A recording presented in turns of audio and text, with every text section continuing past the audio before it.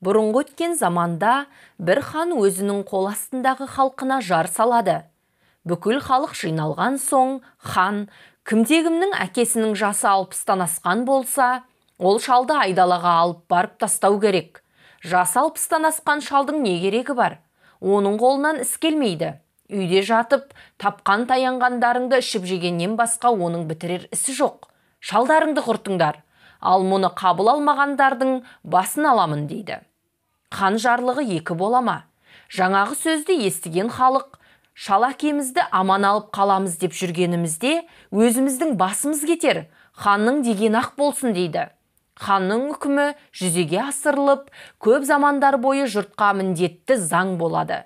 Жасы 60-қа келгенше шалдар өз ажалынан өлсе өледі, өлмесе елсіз жерге апарып тасталып, ит құсқа жем болады. Бір қатары шалдарды таудың жағасындағы дарияға тастап өлтіретін болған. Бір баланың әкесінің жасы 60-тан асқан екен.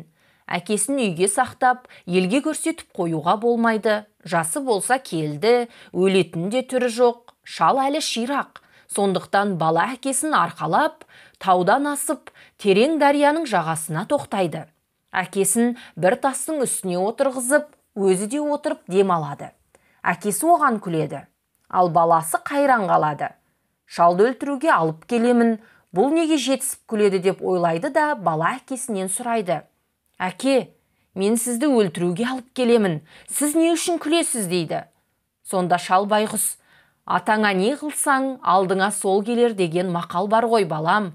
Мен де осыдан 30 жыл бұрын әкемді өлтіруге алып келе жатып, осы тасқа отырғызып едім. Әкем өмірді қимай жылап, ең болмаса 1 жыл жасырып сақта деп маған жалынып еді. Маған өмір керек, сен үшін өлер жайым жоқ деп жылаған көз жасына қарамай, дарияға лақтырып жіберіп едім. Енді міне сол хал өз басыма келгеніне күлемін. Жалынып жылағаннан не пайда дейді. Сонда бала, менің басыма да келеді ғой деп ойлайды да, әкесін өлтірмей қайта алып қайтып, сандыққа салып, еш адамға көрсетпей жүреді.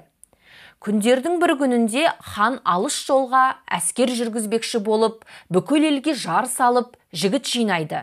Бұл жорыққа баяғы жасырынып жатқан шалдың да баласы бармақшы болады. Бұл хабар жұртқа тегіс жайылған соң, шалға баласы, пәлен жаққа хан әскер жүргізбекші, мен баратын болдым дейді. Шал, балам, ол жол жаман жол, суы жоқ шөл, мені де бірге алып жүр дейді. Бала әкесін сандыққа салып, өгізге теңеп алып, көп әскермен бірге жол жүреді. Әскер жүре-жүре елсіз далаға, сусыз шөлге шығып кетеді. Әскерлер су таба алмай шөлдеп қырылатын болады. Хан су тапқан адамға 1000 ділді алтын беремін деп жар салады. Бірақ ешкім таппайды. Сонда шал, балам, неғып кідіріп қалдыңдар дейді. Бала, хан су тапқан адамға сұраған нәрсесін беремін деп жар салып жатыр дейді. Сонда шал баласына, өгізді босатсаң су табылады. Суы бар жерді ол иіскелеп сүзеді. Сол жерді қасса су шығады дейді. Бала әкесінің айтуынша өгізді босатып жібереді. Өгіз мөңіреп барып бір жерді сүзе құлайды. Дереу әлгі жерді қасса су шыға келеді. Өлер халге келген әскердің бәрі су табылған соң су ішіп, шөлдері қанып, бұл жерден аман есен жүріп кетеді. Баланың бұл ісіне хан қайран болады. Бұл қалай тапты екен деп ойлайды да жүреді. Арада неше күндер жол жүріп, ханның әскері бір үлкен теңізге келеді. Теңізге келіп көз салса, теңіздің түбінде 2 гауһар тас жарқырап жатыр екен. Хан мұны көріп тағы да жар салады. Осы екеуін маған алып берген адамды өзіме уәзір етіп аламын, және сұраған нәрсесін беремін дейді. Бұған қызығып, талай мықты адамдар суға сүңгіп, сан адамдар суға кетеді. Бірақ гауһарды ешкім тауып ала алмайды. Сандықта жатқан шал баласынан, неге тоқтап қалдыңдар деп сұрайды. Баласы, үлкен теңізге келдік, түбінде 2 гауһар жанып тұр. Соны әперген адамды хан өзіне уәзір қып сұраған нәрсесін беретін болды. Оны еш адам таба алмай жатыр дейді.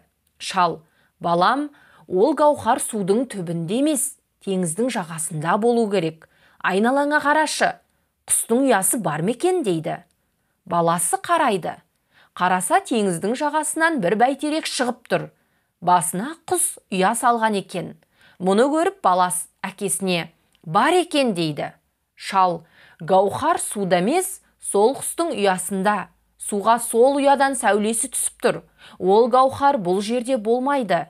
Оны құс ұясына алып келеді. Есіңде болсын. Бұл жолы хан басыңды алам деп қысым көрсетіп шыныңды айтқызады.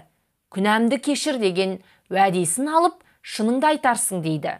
Бала ханға келіп, гауһарды мен табамын дейді. Хан, тапсаң сұрағаныңды беремін, әрі әзірім боласың дейді.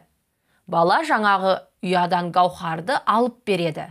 Хан бұған, сен мұны қалайша ойлап таптың? Өз ақылың емес қой, шыныңды айт дейді. Бала көп қысым көріп, дарға тартылар мезгілде шынын айтады.